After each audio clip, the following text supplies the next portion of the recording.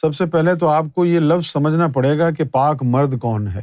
اب ہمیں تو یہ پتہ ہی نہیں ہے نا عوام الناس کو کہ پاک عورت کون ہے اور پاک مرد کون ہے۔ اچھا، زیادہ سے زیادہ آپ کا اٹکل پچو کام کرے گا تو آپ یہ کہیں گے کہ وہ عورت پاک ہے جس نے کبھی شہوت کی آگ ناجائز طریقے سے پوری نہیں کی، صحیح ہے نا؟ جس نے کبھی زنا نہیں کیا، ہم کہیں گے کہ وہ پاک ہے، لیکن یہ نہیں ہے پاکی۔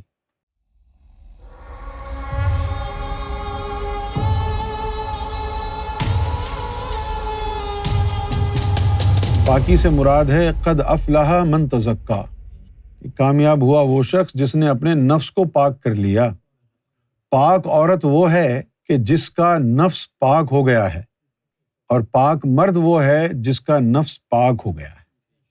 ایسا نہیں ہے کہ کسی عورت نے کوئی بدکاری نہیں کی تو آپ اس کو پاک کہہ دیں گے، وہ اعمال ہیں۔ گندگی اور پاکی کا تعلق اعمال سے نہیں ہوتا ہے۔ دیکھو، میں آپ کو مثال دیتا ہوں۔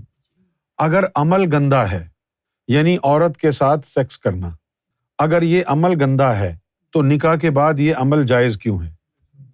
اگر یہ گندا ہے تو پھر جائز نہیں ہونا چاہیے۔ اگر یہ عمل گندا ہے تو نبیوں نے بھی یہ عمل کیا، ولیوں نے بھی کیا، فقیروں نے بھی کیا، ہے نا؟ کیا نہیں؟ تو معلوم ہوا کہ یہ عمل گندا نہیں ہے، بلکہ اندر برائی کا جو امر کرنے والا بیٹھا ہوا ہے نفس، وہ گندا ہے۔ اس کو پاک کرنے والا پاک ہوتا ہے۔ آپ جتنے چاہیں نمازیں پڑھ لیں، روزے رکھ لیں، قرآن شریف پڑھ لیں، یہ نہیں سمجھنا کہ آپ پاک ہو گئے ہو۔ پاک ہونے کے لیے یہ جو لطیفہ نفس شیطان کا مرید ہمارے اندر بیٹھا ہوا ہے، جس کے لیے قرآن نے کہا ہے کہ نفس امارہ برائی کا حکم دیتا ہے، اس نفس امارہ کو ہم نے مشقت میں ڈال کے پاک کرنا ہے۔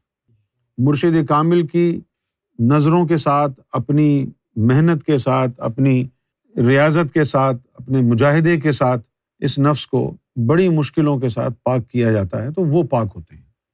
کہ ہم جب بھی بات کرتے ہیں تو سامنے والے کی بات کرتے ہیں کہ وہ برا ہے، ہم تو اچھے ہیں۔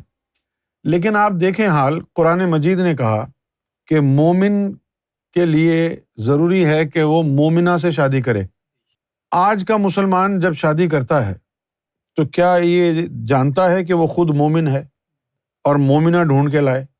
نہیں، یہ تو ایک نام ہے آپ نے جو لگا لیا ہے اپنے ساتھ، ورنہ آپ کی زندگی میں آپ کے جو طرز حیات ہے کہاں قرآن اور اسلام پر مبنی ہے؟ کہاں ہے؟ آپ شادی اگر کرتے ہیں تو آپ کے ذہن میں یہ ہوتا ہے کہ کوئی ایمان والی مومنہ ملے؟ نہیں ہوتا۔ کیوں نہیں ہوتا؟ آپ کو سرے سے پتہ ہی نہیں ہے کہ مومن اور مومنہ ہوتا کیا ہے۔ جب آپ کو پتہ ہی نہیں ہے کہ مومن کسے کہتے ہیں، مومنہ کس کو کہتے ہیں، تو آپ ڈھونڈیں گے کیا؟ آج تو شیعہ اور سنی، وہابی، دیوبندی انہی چکروں میں پڑے ہوئے ہیں آپ۔ آج مومن اور مومنہ ہیں کہاں؟ اگر مومن اور مومنہ کی شادی ہوگی، اللہ تعالیٰ نے کمپیٹیبل ان کو بنایا ہے، وہ شادی جو ہے وہ چلے گی، اس میں برکت ہوگی۔ بیوی بھی مومنہ ہو، شوہر بھی مومن ہو، تو چھوٹی موٹی نوک جھونک تو خیر ہوتی رہتی ہے، لیکن دونوں کو پاس ہوگا۔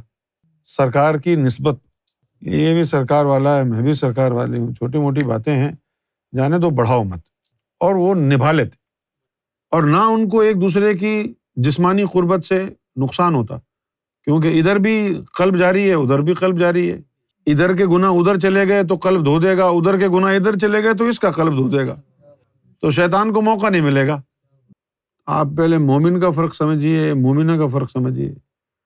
اور پھر دوسری بات یہ ہے کہ اب ہماری قوم میں وہ ڈٹ جانے والی نا حق کے اوپر، وہ ادا ان کی چلی گئی، جیسے کہ ہزاروں خواتین، ہزاروں لڑکیاں سرکار گوھر شاہی کی نظر سے درجہ ایمان پر پہنچ گئیں، ذاکر قلبی بن گئیں، لیکن جب شادی کی باری آئی تو وہ گھر والوں کے آگے انہوں نے سر جھکا دیا۔